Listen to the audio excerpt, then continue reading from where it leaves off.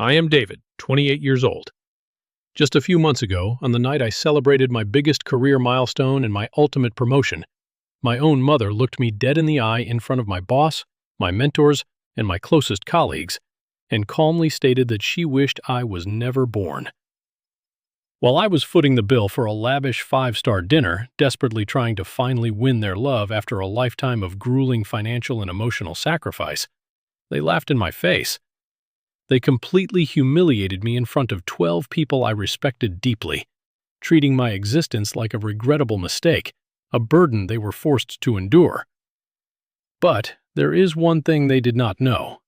They did not know that my new corporate promotion meant I was the very person holding the legal rights to their massive hidden debt.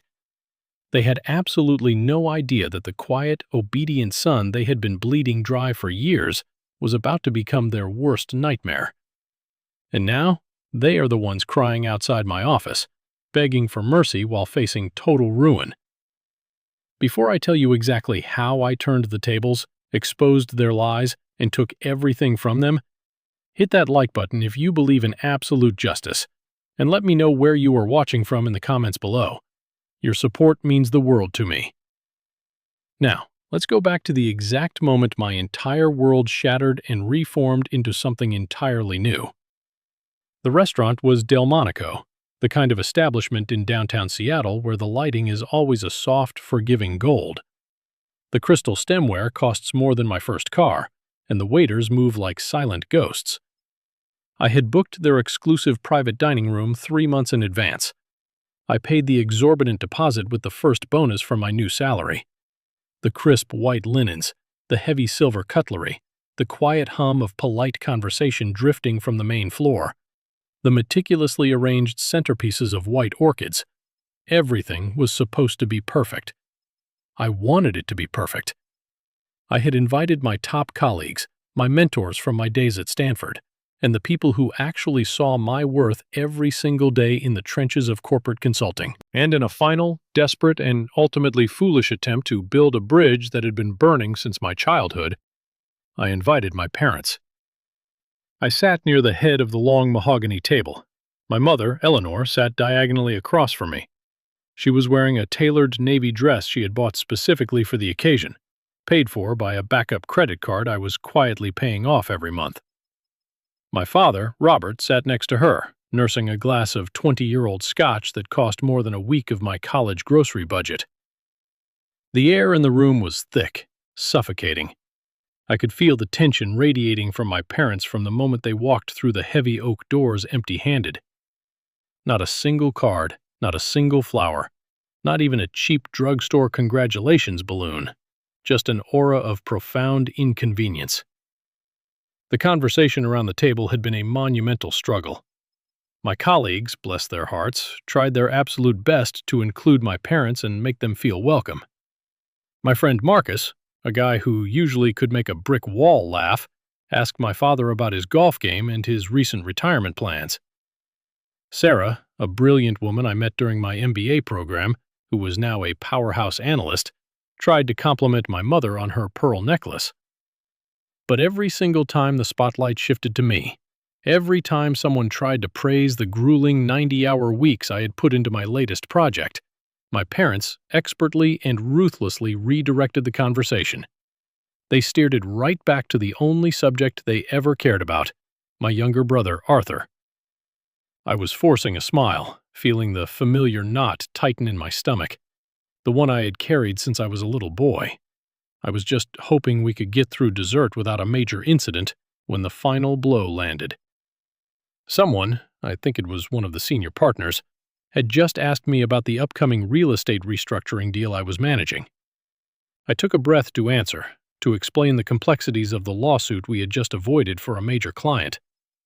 But my mother placed her heavy silver fork down on her china plate. The soft clink echoed loudly in the private room, silencing the low murmur of voices. She looked around the table, her eyes sweeping over my colleagues with a look of polite boredom. And then she fixed her cold, unwavering gaze on me. She did not whisper. She did not lean in. She did not try to keep it a private family matter. Her voice was crystal clear, carrying perfectly over the soft jazz playing from the ceiling speakers. You know, sometimes I wonder why David takes these little office jobs so seriously, she said.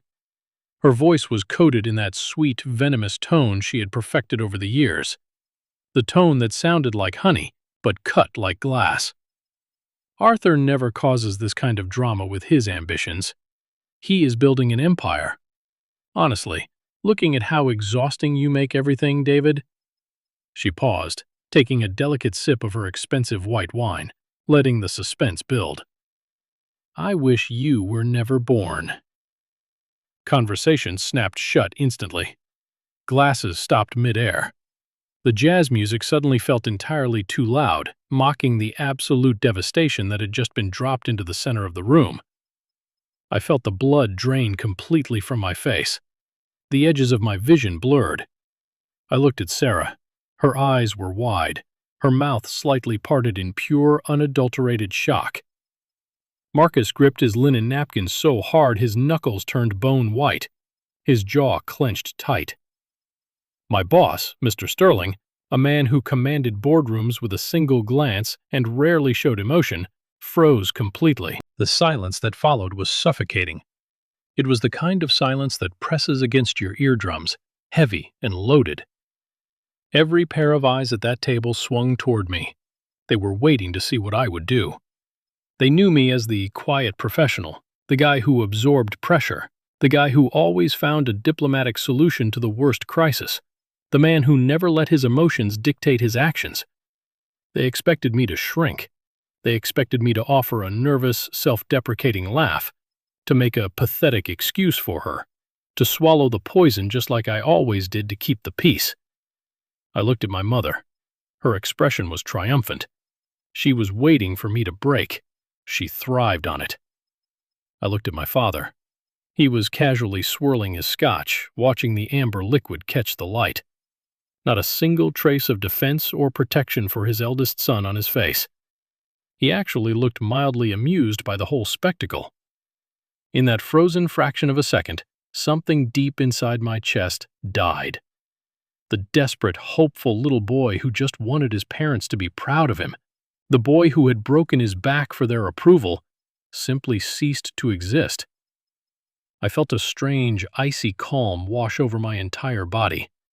I did not realize it right then, but that was the moment my life truly began. I took a deep breath, letting the absolute reality of my family settle into my bones. To understand why I reacted the way I did, and how I eventually orchestrated their complete and utter downfall, you have to understand the nightmare I survived to get to that chair. Growing up in our two-story colonial-style house in Rochester was like living in a theater where I was permanently cast as the stagehand, and my brother Arthur was the undisputed star of the show. The house itself was beautiful on the outside, exactly the kind of home you see in commercials selling the perfect American dream. We had a manicured green lawn, a fresh coat of white paint on the siding, a solid neighborhood where people attended HOA meetings and hosted neighborhood barbecues. But inside those walls, the air felt like it was constantly closing in on me. The unspoken, ironclad rule of our household was simple. Arthur was the sun, and the rest of us were just insignificant planets meant to orbit him and keep him warm. If Arthur sneezed, my mother treated it like a national emergency, rushing to make homemade soup and fluffing his pillows. If Arthur brought home a participation ribbon from a junior varsity track meet, a race he finished second to last in, my father would announce it at the dinner table like breaking news on primetime television. Arthur was handsome, charismatic, incredibly manipulative, and entirely allergic to hard work. But in my parents' eyes, he was the golden child. He could do absolutely no wrong. Then there was me. I was the reliable one, the quiet one, the invisible one. I was the one who fixed the broken sink when the plumber was too expensive, the one who shoveled the snow from the driveway in freezing temperatures while Arthur slept in, the one who got straight A's without anyone ever bothering to check my report cards. I learned very early on that my achievements were not a source of pride for my parents. They were threats to Arthur's fragile ego. I remember the spring I turned 14. It was a crisp April afternoon. I had just won first place at the state regional math competition. I rode the yellow school bus home, clutching that crisp, embossed certificate in a heavy plastic folder. I was terrified of bending the corners. I walked through the front door, my heart hammering against my ribs with that foolish, childlike hope that maybe just this once they would look at me with the same beaming pride they reserved for my brother. I found my mother in the kitchen, casually flipping through a glossy lifestyle magazine. I walked up to the marble counter and laid the certificate down right in front of her, right on top of an article about summer vacation homes. "Mom, I won," I said, my voice shaking a little with excitement. "First place in the whole state. My teacher said I might get a scholarship." She did not even look up from her magazine. She reached out, blindly pushed the certificate an inch to the left so it would not block her view of a recipe, and gave a dismissive, irritated wave of her hand. "That is nice, David," she murmured, her tone perfectly flat. Then, a split second later, her face lit up, transforming completely, and she finally looked at me. "Did you see Arthur riding his new dirt bike outside? He is getting so fast. His balance is just incredible for his age. Go outside and make sure he does not fall and scrape his knee." I stood there for a moment, absorbing the sting. Then I quietly took my certificate, walked up the stairs to my small bedroom, and slid it into the back of my closet under a pile of old shoeboxes. I never showed them another grade, another award, or another piece of my life again. As the years went by, the emotional neglect systematically morphed into blatant financial exploitation. By the time I hit high school, my parents sat me down in the living room and explained that since I was the older brother, I needed to learn adult responsibility. They completely stopped giving me an allowance, refused to buy my school clothes, and told me I had to cover my own expenses. I did not argue. I got a job at a local diner on the edge of town, slipping greasy burgers and scrubbing dirty floors until my hands smelled permanently of cheap oil and bleach. I woke up at 4 in the morning to work the breakfast shift before the school bell rang, and I worked late nights wiping down tables while Arthur went to high school parties in clothes my parents bought for him. When it was time for college, my parents made it abundantly clear there was no college fund for me. They sat me down and said their savings were tied up in their 401k and the heavy house mortgage, and they couldn't afford to help. I was forced to take out student loans that felt like a mountain of lead bricks on my chest. I worked 3 jobs simultaneously during my undergrad years just to keep my head above water. I tutored struggling freshmen in statistics. I worked the grueling overnight inventory shift at a massive warehouse, hauling boxes until my back ached. And I drove for a rideshare company on the weekends, dealing with drunk and belligerent passengers. Meanwhile, Arthur's college experience was fully funded. A full ride on the bank of Mom and Dad. My parents paid his out-of-state tuition, the rent for his luxury off-campus apartment, and his ridiculous fraternity dues. When I asked my father why the rules were completely different for Arthur, he looked at me like I was a fool who didn't understand the real world. "Arthur is building a network," my father said, aggressively adjusting his silk tie. "He needs to socialize with the right people to secure his future. You are just a bookworm, David. You do not need the same resources or connections to sit at a desk." Even while juggling 3 jobs and surviving on 4 hours of sleep a night, I somehow managed to send a little money home. My mother called me crying hysterically during the winter of my junior year, claiming my Aunt Susan was terribly sick and they were struggling to help with her mounting medical bills while keeping up with the house mortgage. She sobbed, saying they were drowning in debt and might lose the house. Panicked, despite everything, they were my family. I tightened my own belt even further, lived on cheap instant ramen, wore shoes with holes in the soles, and set up an automatic bank transfer of $2,000 every single month to their joint account. I told myself it was temporary. I told myself I was stepping up and being a good son. Then came the freezing November day I discovered the absolute ugly truth. I had driven 6 hours through a snowstorm back to Rochester for Thanksgiving dinner. The house smelled like roasted turkey and thick, unspoken tension. I needed a pen to fill out a financial aid form for my student loan provider. so I walked into my father's home office and opened the top drawer of his mahogany desk. I moved a stack of utility envelopes, and underneath, I found a bank statement from the exact joint account I had been sending my hard-earned money to. I froze. My eyes locked onto the numbers. I scanned the lines of transactions. The $2,000 I transferred on the first of every month was not going to a mortgage company. It was not going to a hospital for Aunt Susan. It was being routed directly to a luxury auto dealership in a neighboring city. My heart hammered aggressively against my ribs as I dug deeper into the disorganized drawer. My hands were shaking. I found the lease agreement tucked inside a red folder. It was for a brand new, fully loaded Porsche 911. The primary driver listed was not my father. It was Arthur. I felt physically sick. The room spun. My vision blurred as pure, unadulterated rage flooded my system. All those freezing nights I stayed up until 4 in the morning shivering in a drafty apartment because I could not afford to turn on the heat. All those times I skipped meals and ignored my growling stomach so my mother would not cry about losing our childhood home. It was all a massive, calculated lie. I was breaking my back, destroying my youth, to fund a luxury sports car so my lazy, entitled brother could play the role of a successful entrepreneur to impress his frat brothers. I marched into the living room, gripping the lease agreement so hard the paper crumpled. My father was sitting in his leather recliner casually watching a football game.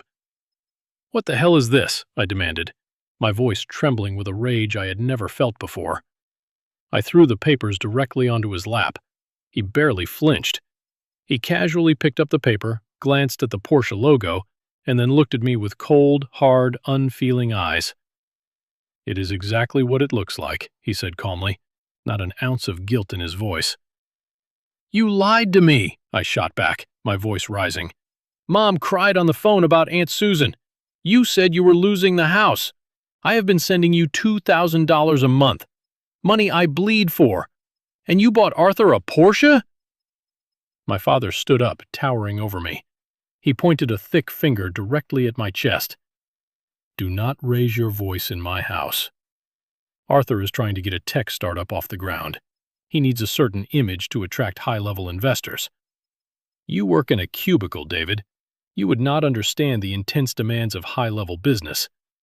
We used family resources to support the family's best interests. End of discussion." "Family resources?" I laughed, a bitter, hollow sound that scraped my throat.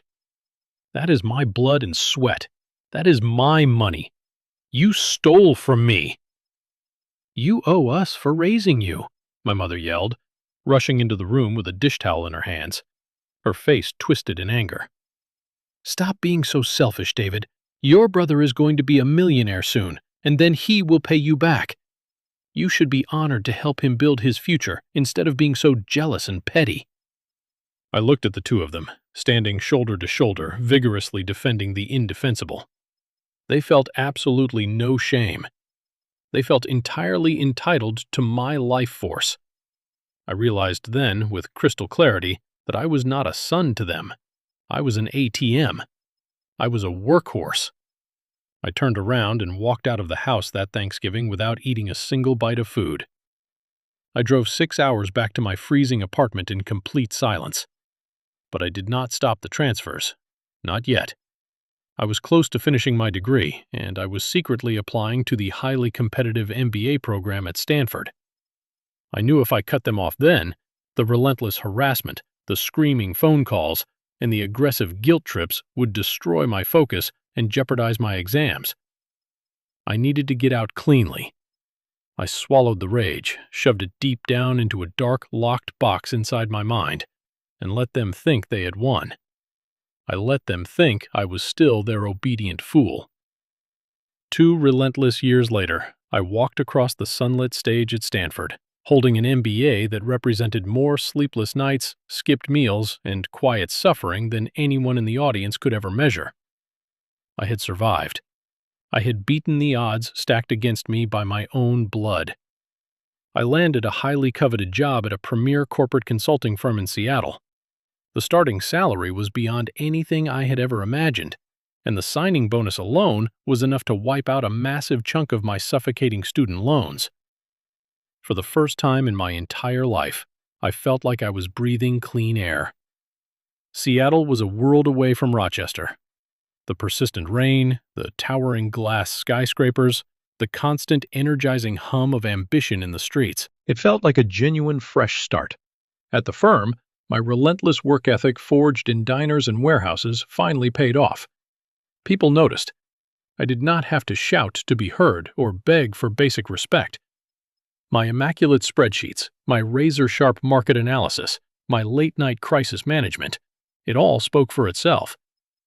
My boss, Mr. Sterling, was a man who did not tolerate fools or office politics. He was demanding, brilliant, deeply fair, and a legend in the corporate world. He pulled me into his spacious corner office after my first major project wrapped up 3 weeks ahead of schedule and millions under budget. "You have a rare gear, David," Sterling told me, leaning back in his heavy leather chair and steepling his fingers. "You do not just solve problems, you anticipate them before they happen. You operate with a level of resilience I rarely see in guys your age.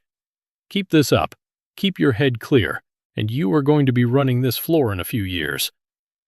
I walked out of his office feeling a strange, unfamiliar tightness in my chest. It was the feeling of being genuinely valued for who I was and what I could do. It was completely foreign to me, and I desperately wanted to hold on to it. But peace was never a permanent state when it came to my family. The gravitational pull of their toxicity was incredibly strong, and they always found a way to reach their claws across the country. Aunt Susan called me one Sunday morning. I was sitting in my apartment drinking coffee and reviewing a contract. I should have known better than to answer. Susan played the role of the sweet, caring, eccentric aunt, but she was entirely loyal to my mother. She was the family spy, the information gatherer. "David, sweetie, I saw your new job title on LinkedIn." Aunt Susan purred through the phone, her voice dripping with fake affection. "Senior consultant? That sounds so incredibly fancy. Your mother must be so proud of her boy." "I have not talked to her much, Aunt Susan. I've been busy," I replied, keeping my guard up, my tone neutral. "Oh, you know how she is. She loves you deeply. She just has a hard time showing it." Susan lied smoothly, practicing the family tradition of gaslighting. "You should invite them out to Seattle. Show them your new life. Maybe a nice dinner? It would mean the absolute world to them to see you doing well. And strictly between you and me, Arthur has been struggling. The tech startup isn't going well. Your parents are incredibly stressed about money. They need a win, David. They need to see family." I hung up the phone feeling a familiar, sickening guilt settling in my stomach. Despite the Porsche, despite the years of neglect, the trauma bond was a heavy, rusted chain. The little boy inside me, the one who just wanted to show them his math certificate, still wanted to prove them wrong. I wanted to sit across from them in a nice restaurant, pay the expensive bill with my own premium credit card, and force them to acknowledge that I was a massive success. I wanted them to see that the son they treated like dirt had built an empire from scratch, without a single dime of their money. So, against all logic and my better judgment, I organized the celebration dinner at Delmonico. I booked the expensive private room. I paid for their first-class flights to Seattle. I even arranged for a black town car to pick them up from the airport and take them to a luxury hotel I paid for. The week leading up to the dinner was chaotic and brutal at the firm. A senior consultant named Greg, a guy who got his job through aggressive nepotism and spent most of his day playing golf on his phone or sucking up to management, actively tried to sabotage my quarterly report. He intentionally withheld crucial financial data from a major client profile, hoping I would bomb the presentation so he could swoop in, play the hero, and take over the lucrative account. But he severely underestimated me. I had spent my entire life dealing with master manipulators. I bypassed him completely, pulled the data directly from the client's legal team, worked 48 hours straight, and delivered a flawless, bulletproof presentation that secured a massive contract renewal. Marcus, my closest friend at the firm and a guy who took zero disrespect, cornered Greg in the break room later that afternoon. I was pouring coffee and heard the whole thing. I could hear Marcus's voice dripping with absolute, lethal disdain. "You try to mess with David again, Greg, and I will personally ensure Sterling sees your internet browsing history and your fake expense reports for the last 6 months. Back off. You are out of your league." Knowing I had fierce, loyal people like Marcus in my corner made the impending arrival of my parents slightly more bearable. I told myself I was strong enough to handle them now. I was an adult. I was successful. The night of the dinner finally arrived. I stood by the entrance of the private room, greeting my colleagues as they filtered in. Everyone was dressed sharply. There was laughter, warmth, and genuine celebration in the air. The waiters poured expensive champagne, and then my parents walked in. They did not look around with awe at the beautiful venue I had provided. They did not smile warmly at me. My mother immediately wrinkled her nose at the expensive floral arrangement in the center of the table, muttering something about allergies. My father looked at his watch, sighed heavily, and adjusted his suit jacket, looking profoundly bored. Traffic from the hotel was an absolute nightmare. My father grumbled loudly as his only greeting. Not a hello, not a "we are proud of you," just a complaint. I swallowed hard, pasting on a diplomatic smile. "Glad you made it safely. Let me introduce you to everyone." I walked them around the room. I introduced them to Sarah, to Marcus, and finally to Mr. Sterling. Sterling extended his hand with a polite, professional smile. "Robert, Eleanor, it is a pleasure to meet you," Sterling said, shaking my father's hand. "You must be incredibly proud of David. He is one of the sharpest minds we have ever brought on board. He's a true asset." My mother offered a thin, brittle smile, her eyes darting around the room as if assessing the net worth of everyone present. "Oh, well, David always liked reading his little books. We are just glad he finally found a desk to sit at so he doesn't get into trouble. Our youngest, Arthur, he is the real visionary of the family. He is building a massive tech company from the ground up. You know how it is. The true innovators do not work for other people. They create the jobs." She actually said that to the CEO of the firm. Sterling's smile did not falter, but his eyes turned completely icy, assessing her instantly. "Is that so?" he replied, his tone perfectly neutral but laced with an undeniable edge. He looked over at me, a silent message of solidarity and understanding passing between us. He saw right through them. We sat down for dinner. The food arrived in immaculate courses: lobster bisque, wagyu beef, seared scallops, and truffles. I paid for all of it. Yet as the plates were cleared, my parents launched a relentless, calculated campaign of passive-aggressive destruction. When Marcus enthusiastically mentioned my recent promotion and the massive bonus attached to it, my father laughed mockingly. "Promotions in these corporate gigs just mean more paperwork and higher blood pressure," my father sneered, cutting his steak. "Arthur makes his own schedule. He is his own boss. He just closed a massive meeting in Miami last week. Fringed benefits of being a CEO. Arthur had driven the Porsche I paid for to Miami to party with college girls. There was no meeting. I knew it. They knew it. But they sat there, lying through their teeth to my respected colleagues, desperately trying to make me look small and insignificant. The anger was building inside me, a hot, heavy pressure behind my ribs, threatening to explode. I kept my mouth shut. I focused on my breathing. I just wanted the night to end. I thought the worst was over. I was so incredibly wrong. Dessert was finally served. Small, elegant plates of dark chocolate ganache topped with edible gold leaf were placed delicately in front of each guest. The room had settled into a strained, uncomfortable quiet. My colleagues were smart, highly perceptive people. They had picked up on the toxic, abusive dynamic very quickly. The easy, flowing laughter from the beginning of the night had completely vanished, replaced by a careful, defensive, polite chatter that felt agonizingly forced.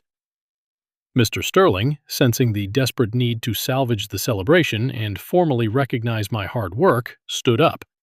He picked up his crystal champagne glass and tapped it gently with a heavy silver spoon. The clear, ringing sound instantly commanded the room's attention. Everyone turned to him. "If I may have your attention for a moment," Sterling began, his deep voice carrying a natural, undeniable authority, "I want to propose a toast. When I look at our industry, I see a lot of people who desperately want the prestigious title, but absolutely do not want to put in the grueling work. And then there is David." Sterling turned his body to look directly at me. His expression was serious and full of genuine respect. David stepped into this firm and took over a portfolio that would have broken seasoned veterans. He navigated a potential disastrous lawsuit with our biggest client last month, not by shouting, not by throwing money at the problem, but by finding a brilliant, quiet, legal loophole that saved everyone millions of dollars. He is a man of immense character and integrity. He does not ask for the spotlight, but he undeniably deserves it. To David, a brilliant consultant, an invaluable asset to this firm, and an even better man. To David. The table echoed in unison. Marcus raised his glass high, a huge grin on his face. Sarah beamed at me, her eyes shining with pride. For a fleeting, wonderful second, the warmth and validation I had been craving my entire life washed over me. I felt seen. I felt respected. And then, my mother decided she had had enough of my success. She could not stomach it. She did not stand up. She did not raise a glass. She just let the celebratory silence settle for exactly one beat too long before she spoke. Her voice laced with pure venom. "Well, that is quite a dramatic speech," my mother said. Her voice cut through the warmth in the room like a rusty razor blade. "It is nice to see David found a place where he fits in doing paperwork. You know, sometimes I wonder why David takes these little office jobs so incredibly seriously." The entire room stiffened. The temperature seemed to drop 10 degrees. My father chuckled. He actually chuckled, swirling his scotch, looking entirely pleased with her cruelty. My mother continued, her eyes locking onto mine with absolute calculated malice.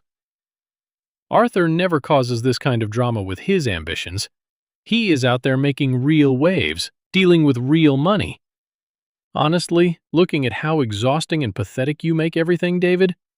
She leaned back in her plush chair, crossing her arms, a look of pure, unadulterated disgust resting on her face.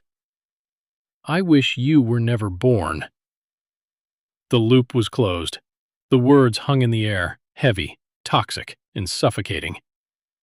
I looked around the table. Sarah's hand was covering her mouth, horror plastered on her face. Marcus looked like he was about to jump across the mahogany table and physically remove my father from the room. Sterling was staring at my parents with a look of cold, clinical calculation. The exact kind of look a judge gives a convicted, unrepentant criminal right before sentencing. The immense pressure inside me finally snapped, but it was not a loud, messy explosion. It was not a screaming match. It was the quiet, absolute, permanent shattering of the last rusted chain that held me to them. The lifelong illusion of family evaporated into thin air, leaving nothing but cold reality. The paralyzing fear of their disapproval vanished completely. I did not feel like a victim anymore. I felt like a man who had finally woken up from a very long, very bad nightmare. I placed my white linen napkin neatly on the table. The movement was slow, deliberate. Every single eye in the room tracked my hand. I pushed my chair back. The wooden legs scraped loudly against the hardwood floor. I stood up to my full height. I was taller than my father. I was stronger than my father. And for the first time in my 28 years on Earth, I knew deep in my soul that I was better than both of them. I looked down at my mother. The smug, victorious satisfaction on her face began to falter slightly, replaced by a tiny, uncertain flicker of confusion. She fully expected me to cry. She expected me to leave the room in shame so she could play the long-suffering victim and tell everyone how overly sensitive and dramatic I was. "You wish I was never born," I repeated. My voice was incredibly steady, perfectly calm, and terrifyingly cold. It echoed in the dead quiet room. My father bristled, puffing his chest out, trying to regain control of the narrative. "Now listen here, David. Do not make a scene in front of your little friends." "Shut up," I said. I did not yell. I just commanded him with absolute authority. And to my absolute shock, and perhaps his own, he snapped his mouth shut. I looked back at my mother, burning her face into my memory for the very last time. "You have spent my entire life treating me like a bank, an unpaid servant, and a punching bag. You stole my money to buy your favorite son a Porsche while I ate ramen to survive. You lied to me about family medical emergencies to bleed my bank account dry. You took everything I had to give and gave me nothing but contempt in return." "How dare you?"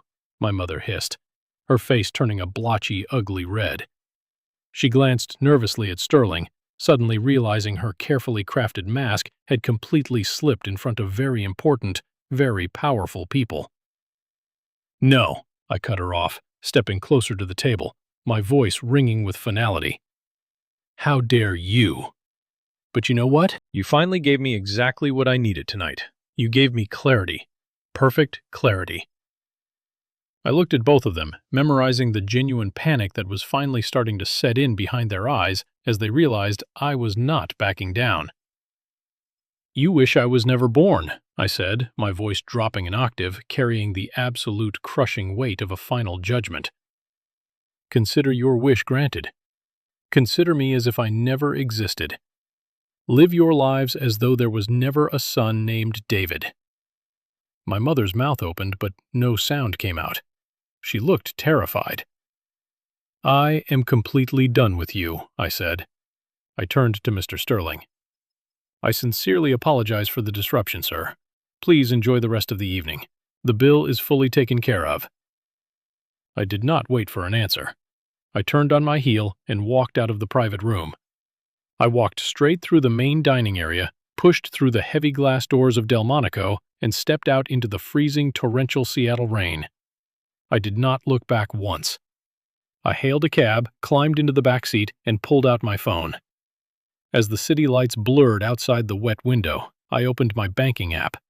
I went straight to the scheduled automatic transfers, the monthly $2,000 payment for Arthur's precious Porsche. Cancel. The payment I still made toward their exorbitant utility bills. Cancel. The backup credit card I let them keep for emergencies, which they routinely used for fancy restaurants. Deactivate. I watched the screen load. I watched the green confirmation checkmarks appear one by one. It took less than 40 seconds to permanently sever the financial arteries I had been bleeding into for almost a decade. By the time I reached my apartment, my phone was aggressively blowing up. 13 missed calls from my father, 7 text messages from my mother, me, ungrateful, dramatic, and demanding I turn the credit cards back on immediately or they would call the police. I tossed the phone onto my couch, ignoring it. I walked over to the window, looking out over the glittering Seattle skyline. The storm was just beginning. The financial ruin they were about to face without my money was going to be catastrophic. But what they did not know, what they could not possibly comprehend, was that cutting off their monthly allowance was only the beginning. The real storm, the legal avalanche I was about to bury them under, was still coming. And when it finally hit, there would be nowhere left for them to hide. The days immediately following that disastrous, life-altering dinner at Delmonico were a strange, surreal blur of absolute ringing silence and relentless, punishing work. For the very first time in my entire adult life, my smartphone was not aggressively vibrating every few hours with unreasonable demands, petty complaints, or entirely fabricated financial emergencies from my parents in Rochester. Cutting off those credit cards and deliberately canceling those automatic bank transfers had finally achieved the one thing that years of logical pleading and desperate begging could never do: completely shut them up. But I knew my family dynamic better than I knew my own reflection in the mirror.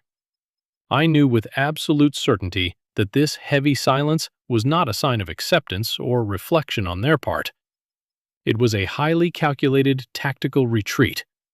They were simply regrouping in the dark, gathering their twisted forces, and desperately trying to figure out exactly how to crack the vault of my bank account back open. They were waiting for me to feel guilty. They were waiting for the lifelong programming of obedience to kick in and force me to apologize for their atrocious behavior. Marcus, my closest colleague, and the only person who truly understood the depths of the betrayal that night, practically moved into my downtown apartment that first incredibly difficult weekend. He did not treat me like a fragile victim, which I deeply appreciated. He brought greasy takeout containers from a local Thai place, a stack of heavily redacted corporate files, and a bottle of ridiculously expensive whiskey he casually claimed he just had lying around his kitchen. He did not push me to talk about my mother's horrific comment. He did not ask me how I was feeling. He just sat there on my couch, quietly reviewing complex client files on his laptop, while I stood in the dark, staring blankly at the relentless Seattle rain hitting the thick glass of my living room window. When I finally turned around and told him exactly what I had done with the bank accounts and the credit lines, Marcus stopped typing. He closed his laptop with a soft click, poured me another generous glass of the amber whiskey, and looked me dead in the eye. "It is about damn time you saved yourself, David," Marcus said, his voice entirely devoid of pity and full of fierce loyalty. "You have carried their dead weight for a decade. Let them drown in their own financial mess. You owe them absolutely nothing." I took his advice to heart and threw myself entirely into my demanding work at the corporate consulting firm.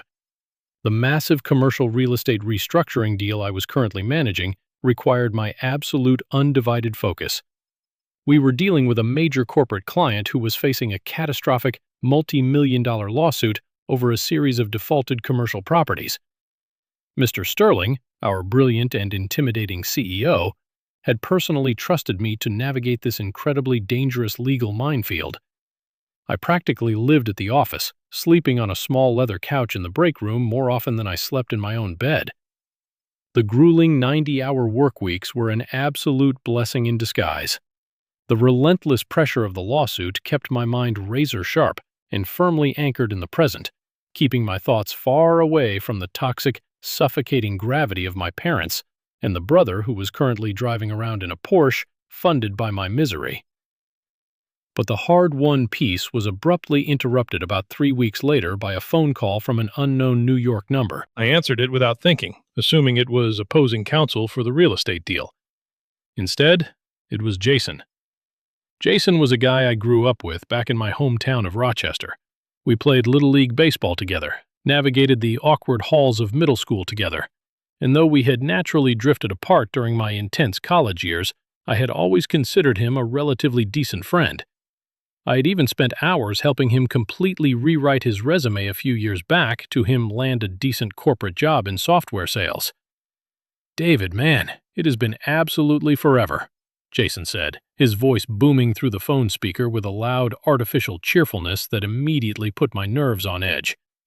"I just saw the update about your massive promotion on LinkedIn. Senior consultant in a Seattle high-rise. That is absolutely huge, man. What kind of salary are they throwing at you for a fancy title like that? You must be swimming in it."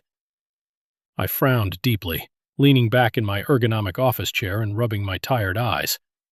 The question was incredibly forward, intrusive, and completely out of character for a guy I had not spoken to in 3 years. "The salary pays the bills, Jason," I replied smoothly, keeping my tone perfectly neutral and professional. "How have you been?" "Oh, you know me, just grinding away in the sales trenches," Jason laughed, though the sound was incredibly forced and hollow. "Actually, I'm going to be flying into Seattle next week for a big tech conference. I would absolutely love to grab a beer, catch up on old times, see where the big shot actually works. What is the exact address of your firm, anyway? Maybe I can swing by your office and take you out to lunch." Something deep in my gut twisted violently. The hairs on the back of my neck stood straight up.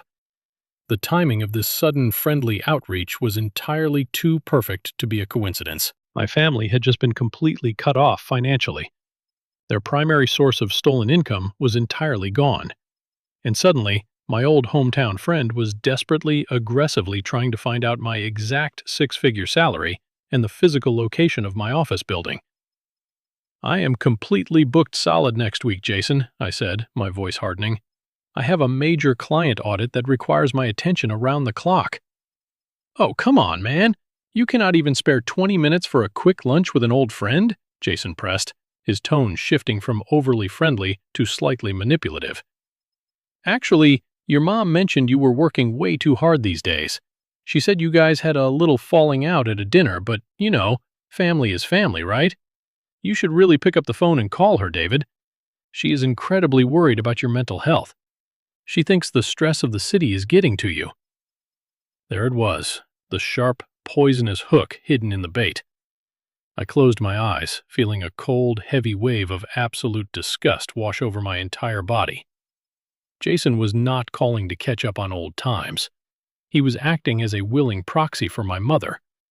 She had specifically enlisted him to gather crucial intelligence.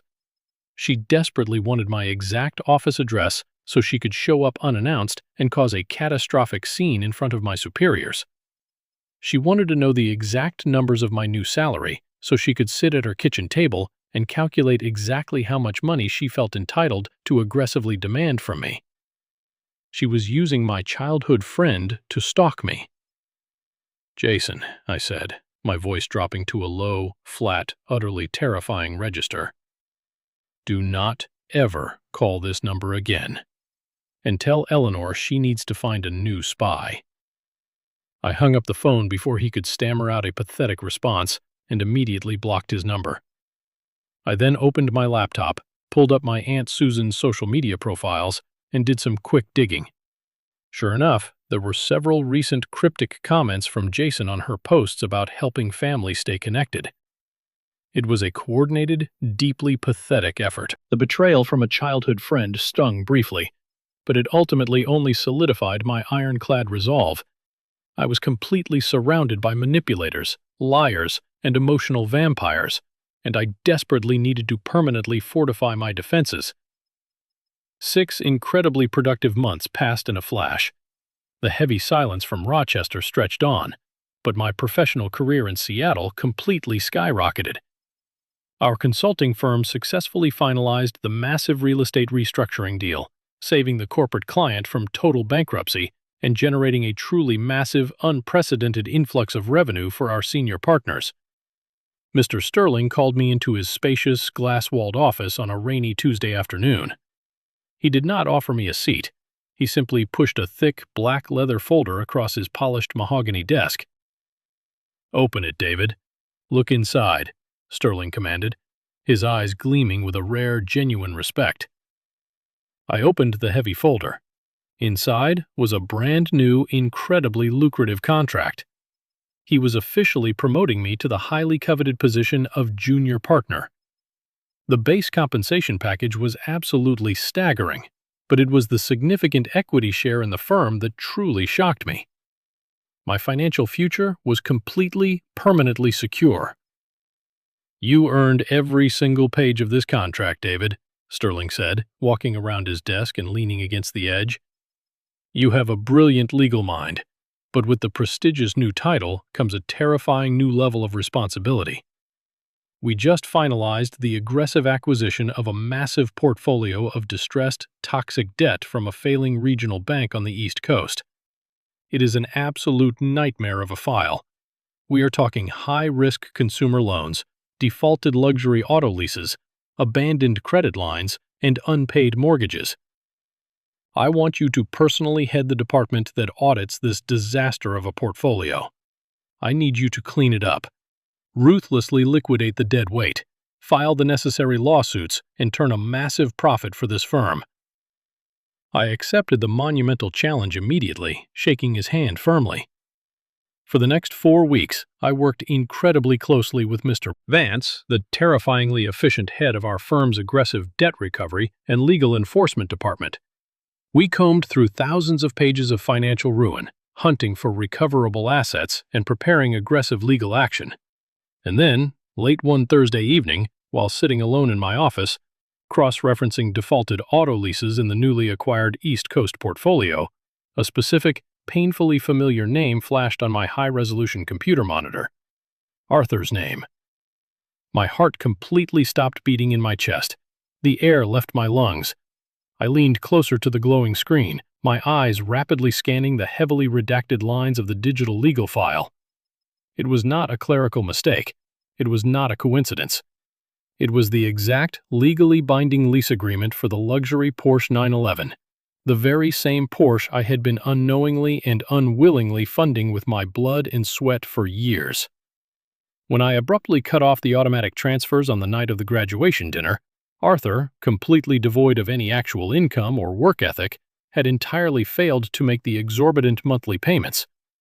The desperate dealership had immediately sold the defaulted lease to a ruthless regional collection agency, which had then bundled it into the massive toxic portfolio of distressed debt that our Seattle consulting firm had just purchased for pennies on the dollar.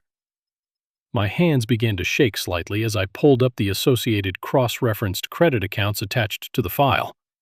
My mother's name, my father's name, there they were. Maxed-out premium credit cards, defaulted high-interest personal loans, severely delinquent lines of credit.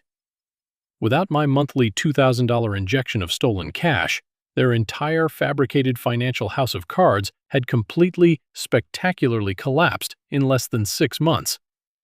And by an absolute, incredible, almost poetic stroke of cosmic justice, the elite corporate consulting firm where I was now a powerful junior partner had legally purchased their massive debt. Legally, on paper, my firm owned them. We owned their cars. We owned their credit. We practically owned the roof over their heads, and I was the senior executive in charge of mercilessly liquidating that exact portfolio. I sat back in my ergonomic chair in the quiet, darkened office, listening to the rain hit the glass. A slow, incredibly dangerous, and deeply satisfying realization began to bloom in the center of my chest. I did not just have my personal freedom anymore. I had absolute, unyielding legal power over the very people who had spent my entire life trying to destroy me. The following Monday morning at exactly 9:15, the front desk receptionist called my direct office line. Her voice was incredibly panicked and hushed.